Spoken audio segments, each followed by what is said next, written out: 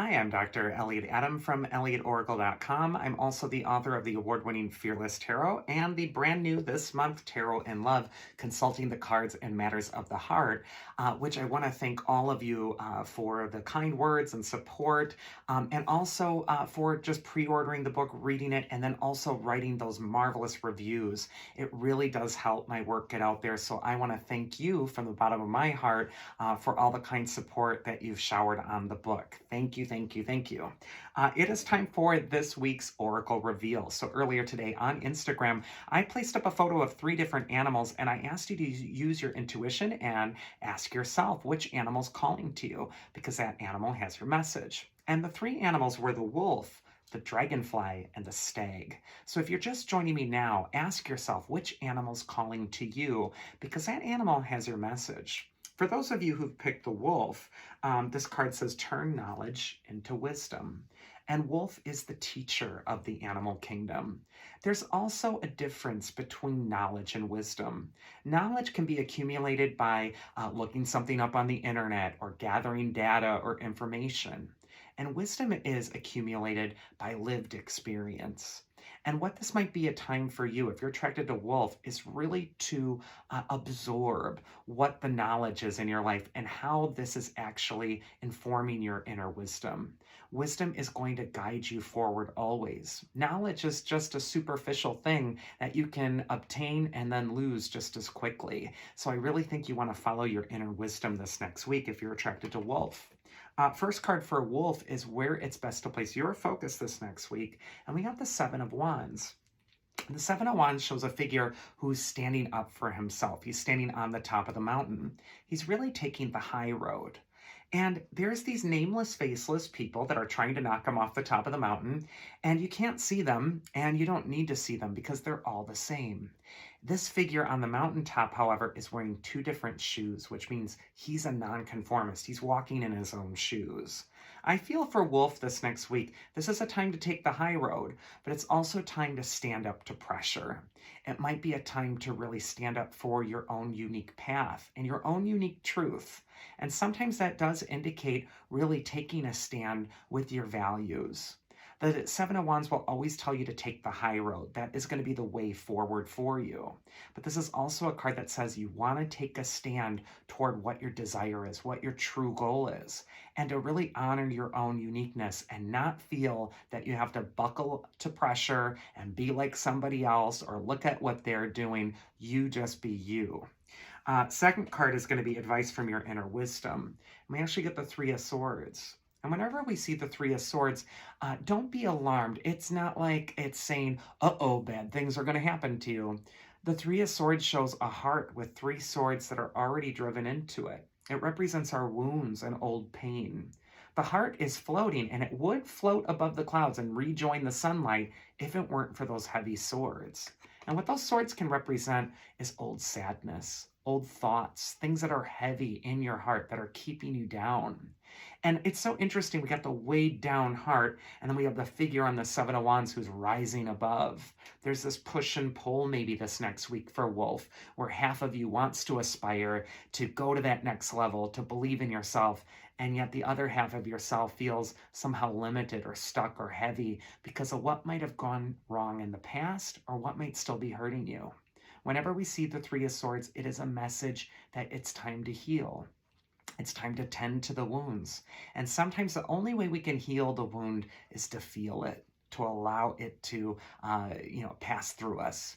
And so in that theme of turning knowledge or thoughts into wisdom, I think your wisdom doesn't just come from your high road, taking that high stance or to really follow your own uniqueness. Your wisdom also comes from experiences that might have brought you pain, and they're all valuable. They're all going to inform you on this next leg of the journey, so honor that journey.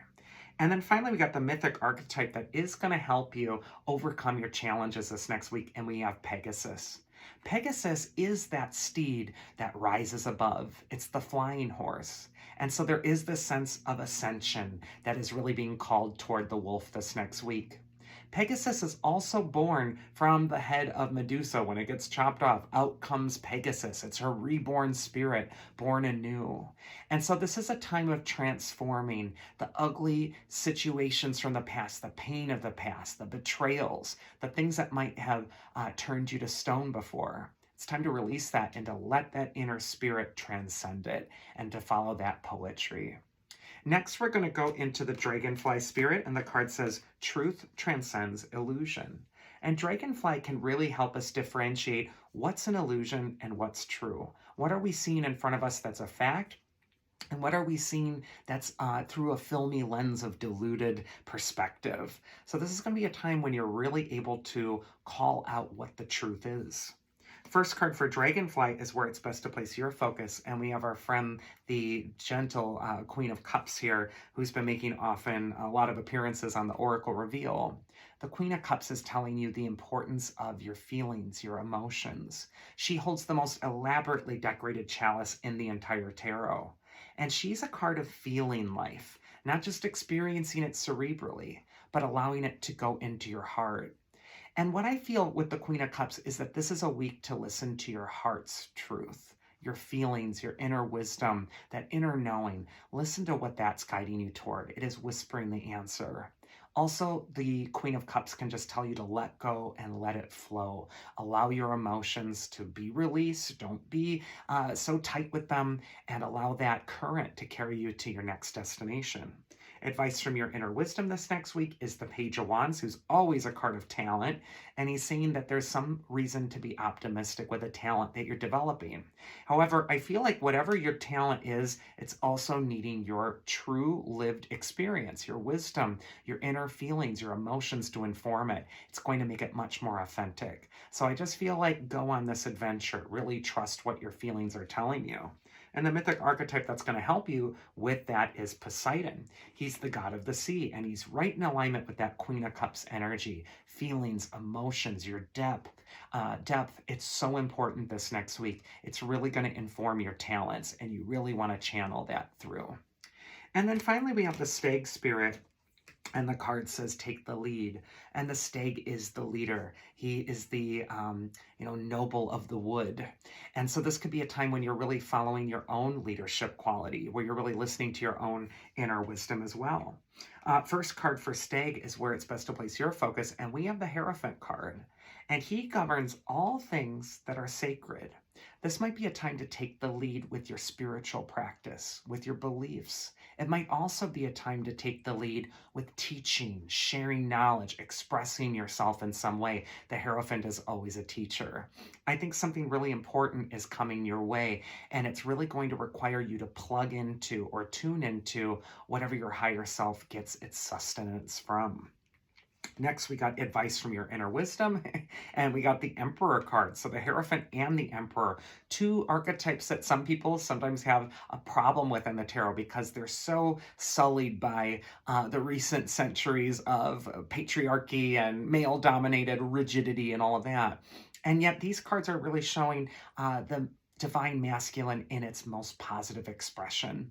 The Emperor is telling you to be bold, to be strong, to take the lead, to be the monarch of your own life, to take charge of your spirit, its direction, and also to uphold your boundaries. So I just think that this is going to be a time where you're strong, you're toughening up in all the best senses of the word, and you might have to let go of some old baggage or old feelings that might be complicated surrounding those old father archetypes or even the influence of men in your own life.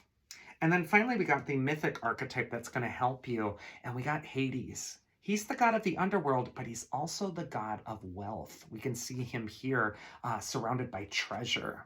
And what that represents is that the underworld is where treasure is found. Only when we face our shadows, when we go within, when we go to that inner wisdom, that inner landscape, are we able to retrieve the treasure? And so I just feel like you want to accept what's being let go of, what's transforming with your viewpoint. And you really want to open yourself to the treasure that does lie within you, even if it does require some melancholy, sadness, old emotions to flow, things to be worked through as well. And that is this week's Oracle. I do hope you enjoyed it. If you did, you can always check me out at elliotoracle.com and schedule a one-on-one session with me there. Otherwise, I hope you all have a wonderful week, and I will see you again next time. So take care.